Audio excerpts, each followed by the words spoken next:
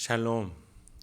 이 시간에 하나님 말씀 앞에 나오신 여러분 환영합니다. 함께 기도하겠습니다. 하나님, 우리의 인생 모든 사건 사고와 우리의 자리까지도 걸음까지도 하나님의 손 안에 있음을 고백합니다. 우리의 일을 일으키시고 이루어 가시며 인도하시고 또 성취하실 분도 하나님이심을 고백합니다. 오늘 하나님 말씀 앞에 우리가 모든 것들을 잠시 내려놓고 하나님의 뜻이 무엇인지, 그래서 나의 인생을 하나님 뜻대로 어떻게 살아갈 것인지 고민하고 또 그 속에서 용기와 확신을 얻는 이 시간이 되게 하여 주시옵소서. 이 모든 말씀 예수님의 이름으로 기도했습니다. 아멘. 오늘 함께 살펴볼 말씀은 예레미야서 33장 14절에서 26절입니다. 우리 함께 설교를 나누면서 본문을 살펴보도록 하겠습니다. 우리 지난 본문에서 하나님은 스스로의 일을 일으키고 또 성취하시는 하나님이라고 소개하셨다라고 나눴습니다. 그 일을 만드시는 것 중에 하나가 바로 이스라엘의 죄사함이었습니다. 하나님은 이 죄사함을 가장 중요하게 여기시는 것이고 그 일을 만들어내고 또 성취하는 것이 하나님의 있어서 가장 궁극적인 목적이다라고 말씀을 드렸습니다. 그것은 지금도 마찬가지입니다. 우리 인류의 죄를 사하시고 우리와 회복된 관계 속에서 함께 살아가게끔 하시는 것, 그것이 하나님의 구속사의 목적입니다. 가장 제일 우선되는 하나님이 우리를 바라보시는 목적이 되는 것이죠. 이에 대해서 이런 구속사를 예레미야가 감옥에 갇혔을 때 첫 번째 응답이 어제 나눈 기도 내용 중에 전반부에 해당합니다. 오늘은 그 후반부에 해당하는 내용입니다. 14, 15절입니다. 여호와의 말씀이니라. 보라, 내가 이스라엘 집과 유다 집에 대하여 일러준 선한 말을 성취할 날이 이르리라. 그날 그때에 내가 다윗에게서 한 공의로운 가지가 나게 하리니 그가 이 땅의 정의와 공의를 실행할 것이라. 죄사함의 사역을 일으키시고 이루시는 데 있어서 예레미야에게 성취의 날이라 부르십니다. 그 날은 의가 핵심 주제입니다. 그러니까 죄가 사라지고 의로움이, 인정이 가득한 날인 거죠. 죄의 어원은 관역에서 빗나간 화살이라는 뜻입니다. 즉 하나님을 거절하는 방향이 죄라는 것이죠. 하나님이라는 올바른 방향을 향해서 우리가 있어야 되는데 그 방향을 벗어나는 것, 그게 죄인데, 죄가 없어진다는 것, 죄사함이 있다는 건 무엇입니까? 방향을 다시 올바로 하나님 앞에 하나님과 눈을 마주치고 하나님의 얼굴을 대면하는 것, 하나님께 등을 돌리지 않고 하나님을 향해 방향을 올바로 있는 것, 그것이 바로 의라는 것입니다. 그날이 바로 죄사함의 날, 의로 가득한 날, 성취의 날이죠. 그런데 다윗에게서 시작했겠다라고 하십니다. 그리고 그것을 공의로운 가지다 이렇게 표현합니다. 즉 하나님이 다윗에게 약속하셨던 후대까지 왕권을 수호하게 해주겠다라는 하나님의 약속은 지금도 유효하고 있다. 유대가 이렇게 죄를 짓고 있고 성전 앞에서 악을 행하고 있고 바빌론에게 당하려는 찰나지만 예레미야야 잘 기억해라. 그러나 나는 이 약속을 기억하고 있다. 나는 이것을 이뤄낼 것이다. 시드기야의 포로로 망할 것 같은 유대의 왕권이 결코 망하지 않을 거다. 이렇게 말씀하시는 거죠. 그러니까 정의와 공의는 다른 것이 아니라 하나님의 약속이 이루어지는 것입니다. 그 정의와 공의의 기준이 하나님이시기 때문이에요. 그래서 우리의 구원도 우리가 뭔가 의로워져서 구원을 얻는 것이 아니라 하나님이 우리에게 구원을 작정하셨기 때문에 그것을 이루심으로 의로운 상황, 의로운 세계, 의로운 우리의 관계를 하나님이 만들어 가신다는 겁니다. 그렇기 때문에 우리가 의로워지는 것은 하나님의 의로운 사역을 믿고 따르는 것밖에 없다라는 겁니다. 그래서 하나님의 복음으로 의롭게 되는, 그러니까 율법이 아니라 하나님의 택정하심에 은혜에 의로워지는 다른 한 길이 생긴 것이 우리에게 감사하다는 거죠. 왜요? 우리는 율법으로는 절대 선행으로는 의로워질 수 없으니까요.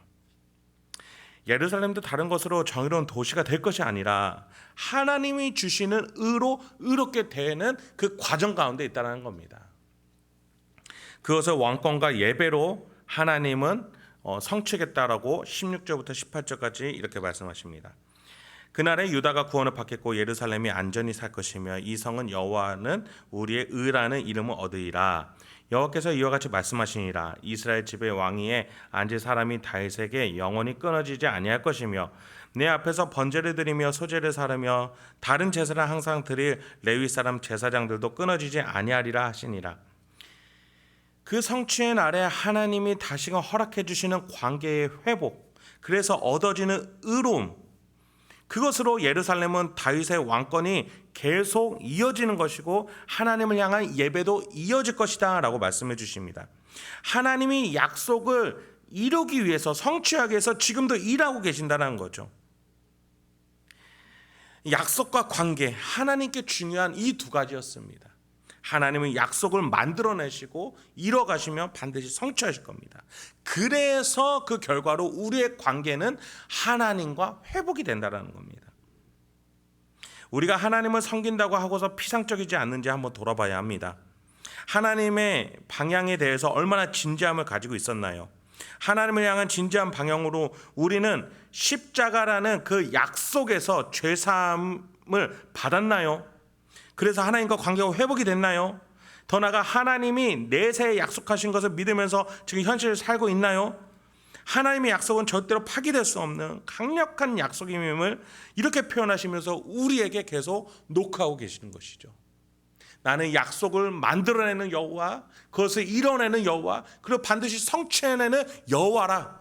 그래서 죄사함이 그 십자가에서 일어날 것이다. 그것을 따라오라. 이것이 복음이다. 세상이 줄 수 없는 긍휼과 인자와 은혜로 아무것도 바라지 않고 이 하나님이 만들어 놓은 이 복된 소식 안에 나의 인생을 내던질 수 있는 그 믿음을 가진 자가 복되도다라고 말씀해 주시는 것이죠. 그렇습니다. 그 성취의 날에 우리가 모두 다 함께 있기 소망합니다. 20절부터 22절까지 이어가겠습니다. 여호와께서 이와 같이 말씀하시니라. 너희가 능히 낮에 대한 나의 언약과 밤에 대한 나의 언약을 깨뜨려 주야로 그때를 잃게 할 수 있을진데 내 종 다윗에게 세운 나의 언약도 깨뜨려 그에게 그의 자리에 앉아 다스릴 아들이 없게 할 수 있겠으며 내가 나를 섬기는 레위인 제사장에게 세운 언약도 파할 수 있으리라. 하늘의 만상을 셀 수 없으며 바다의 모래는 측량할 수 없나니 내가 그와 같이 내 종 다윗의 자손과 나를 섬기는 레위인을 번성하게 하리라 하시니라. 하나님은 여기서 반어법을 사용해서 우리에게 설명해 주고 계세요. 누군가가 낮과 밤이 오는 자연 질서를 깰 수 있다면, 그걸 만든 하나님의 질서를 깰 수 있다면 이 약속도 깰 수 있다라는 거예요. 근데 보라는 거예요. 누가 낮과 밤이 낮이었다가 밤이 됐다가 또 낮이 됐다가 밤이 되는 이 질서를 깨뜨릴 사람이 있느냐는 거예요. 그런 권세와 영향력을 가진 사람이 있느냐? 없다라는 거죠. 하나님이 이런 만든 자연 세계의 질서도 깨뜨릴 수 없는데 어떻게 하나님이 택정하시고 작정하시고 성취하시는 이 일을 누군가 물릴 수 있겠냐는 거예요. 방해할 수 있겠냐는 거예요. 없다라는 것이죠. 그래서 22절에 보니까 다윗의 자손과 레위는 번성하고 번성하여 바다의 모래와 같이 하늘의 만상 별들과 같이 셀 수 없게끔 내가 번성하게 하리라. 그것이 바로 지금 우리의 교회이며 믿음의 자손들이며 하나님 나라의 백성이며 장차 마지막 날에 모일 성도의 수라는 것이죠. 14만 4천이라는 정말 그 비유된 숫자는 무엇을 말합니까? 셀 수 없는 하나님이 작정하신 하나님의 백성들이 그렇게 모일 것이라는 거죠. 그 안에 우리가 있는 줄 믿습니다. 그 믿음으로 참여하는 우리가 있을 줄 믿습니다. 하나님은 그렇게 약속을 성취하시면서 우리의 관계를 회복해 나가실 것입니다. 23절부터 26절까지 이어갑니다. 여호와의 말씀이 예레미야에게 임하니라. 이르시되 이 백성이 말하기를 여호와께서 자기가 택하신 그들 중에 두 가게를 버리셨다 한 것은 네가 생각하지 아니하느냐? 그들이 내 백성을 멸시하여 자기들 앞에서 나라로 인정하지 아니하도다. 여호와께서 이와 같이 말씀하시니라. 내가 주야와 맺은 언약이 없다든지 천지의 법칙을 내가 정하지 아니하였더라면 야곱과 내 종 다윗의 자손을 버리고 다시는 다윗의 자손 중에서 아브라함과 이삭과 야곱의 자손을 다스릴 자를 택하지 아니하리라. 내가 그 포로된 자를 돌아오게 하고 그를 불쌍히 여기리라. 두 가게는 바로 분열 왕국으로 있었던 유다와 이스라엘, 북이스라엘을 말합니다. 하나님은 그 두 나라를 모두 택하셨고 결코 버리지 아니하실 것이라고 말씀하시면서 아무리 세상이 이 나라를 인정하지 않더라도 하나님은 낮과 밤, 하늘과 땅의 법칙과 질서를 만드셨고 그걸 유지하는 분이기 때문에 그 택함은 절대 포기되지 않고 또 취소되지 않을 것이다 라고 하나님께서는 선언하십니다. 하나님의 질서는 결코 그 어느 것에도 무너지지 않고 망가지지 않습니다. 그래서 하나님은 다스릴 자를 택하심에 있어서 그리고 포로된 자를 돌아오게 함에 있어서 계획하신 모든 것들을 이루실 겁니다. 다스릴 자를 택하십니다. 그게 누구입니까? 야곱 자손을 다스릴 자를 택하지 아니하리라. 이 반어법을 통해서 또 포로된 자를 돌아오게 하고 그를 불쌍히 여기리라. 이 표현을 통해서 우리에게 구원을 말씀하시고 또 예수 그리스도를 말씀하시고 계속되는 백성을 향한 긍휼과 인자로 불쌍히 여기실 것을 약속으로 성취하신다라는 겁니다. 그렇습니다. 하나님께서는 우리에게 계속해서 약속을 하시는 분이십니다. 우리가 약속을 어기고 그 약속을 깨임에도 불구하고 하나님은 그 약속을 절대 너희의 죄로 너희의 일방적인 등을 돌림으로 그 약속은 깨지지 않는다. 나는 계속해서 너희와 약속할 것이고 그 약속을 성취할 것이다. 그 인자와 긍휼로 그 사랑으로 우리와 함께 하시는 분이 지금 우리 안에 계신 하나님이신 줄 믿습니다. 그렇습니다. 감옥 속에서 하나님의 말씀을 받은 예레미야, 그에게 하나님은 보이지 않지만 하나님의 시야로 보라고 하십니다. 하나님은 천지 만물을 만드셨고 이루시고 성취하는 분이십니다. 그 질서를 누구도 깨뜨릴 수 없는 것은 하나님의 구원 사역도 막을 수 없다는 것을 말합니다.